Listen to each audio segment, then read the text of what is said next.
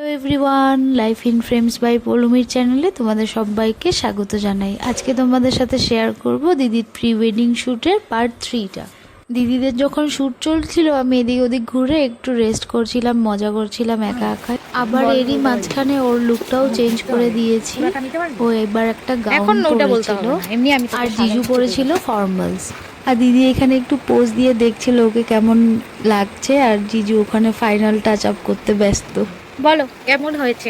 খুব সুন্দর হয়েছে আমার মেকআপটা, এই গাউনের মতো একদম যেমন আমি চেয়েছিলাম যে এই গাউনের সাথে যেমন মেকআপ করবো ঠিক ওরকমই হয়েছে। থ্যাংক ইউ, আমি জানতাম তুমি পারবে, আমি সেই জন্যই তোমায় নিয়ে এসেছি। আর এটাও বলে দাও যে আমি কোনো প্রফেশনাল মেকআপ আর্টিস্ট নই। প্রফেশনাল না, তা সত্ত্বেও তুমি আমার খুব ভালো মেকআপ করো। আর আমি তোমার কে হই? তুমি আমার নিজের বোনও। ওদের শ্যুটটা যখনই স্টার্ট হয়েছিল তার একটু পরেই বৃষ্টি নেমে গেছিলো। তারপর যা কাণ্ড, অনেকক্ষণ তো শ্যুটটা থেমেছিল বৃষ্টির জন্য। অনেক লোকেশনে, আউটডোর লোকেশনে নেওয়া হচ্ছিল না। তাই যখন বৃষ্টিটা একটু থামলো, যেই লোকেশনে এই গাউনটা পরে শ্যুট করবে ভেবেছিল সেই লোকেশনগুলোতে তাড়াতাড়ি করে শ্যুট করে নেওয়া হচ্ছিল। কারণ আজকের মধ্যেই আমরা প্রি ওয়েডিংটা শেষ করব, তাই জন্য আমাদের হাতেও শুধু একটা দিনেরই সময় আছে। সময় নষ্ট হলে পরে প্রবলেম হয়ে যাবে। আর দেখো না, দিদির গাউনটা এত বড় ছিল, বৃষ্টিতে ভিজে পুরো একদম ভারী হয়ে গেছিল। ও ঠিক করে হাঁটতেই পারছিল না, সেই জন্য শর্টগুলো দিতে খুব প্রবলেম হচ্ছিল। যাই হোক, কোনো রকম করে শর্টগুলো বের করে তারপর ড্রেসটা আবার চেঞ্জ করে দেওয়া হয়েছিল। মেকআপটা মোটামুটি সেমই ছিল, জাস্ট হেয়ারস্টাইলটা একটু পাল্টে দিয়েছিলাম। এখানে ওরা দুজনেই হোয়াইট কালারের ড্রেস পরেছিল। স্নান হয়েছে? হ্যাঁ। কোথায় স্নান করেছো? Swimming pool. अच्छा, हाँ। कैसा लगा? बहुत अच्छा लगा। तुमको कैसा সুইমিং लगा? করতে পারো?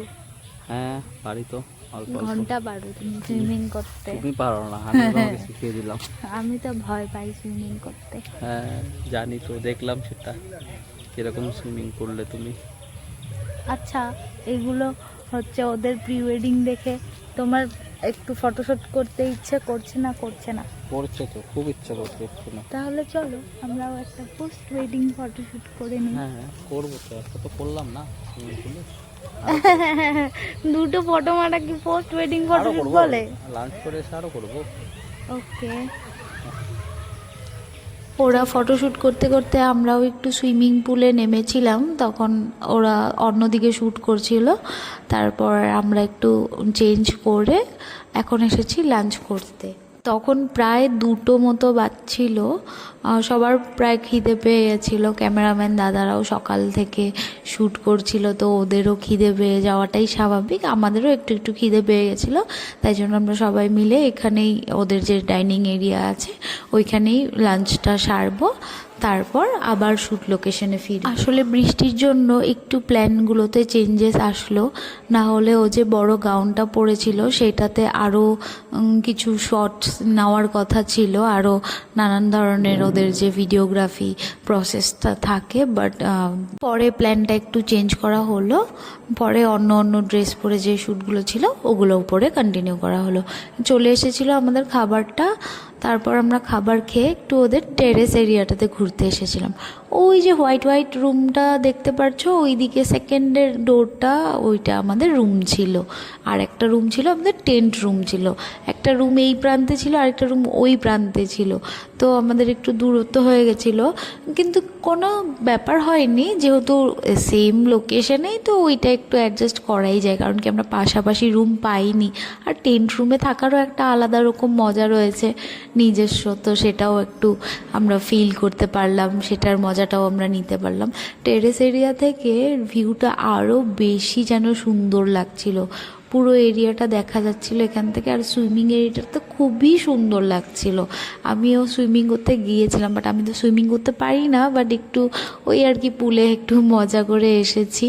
যাই হোক, পরে বৃষ্টি পড়ছিল জন্য আমরাও চলে এসেছিলাম। দিদি ওরা লাঞ্চ করেই আবার শ্যুটেই বেরিয়ে গেছিলো।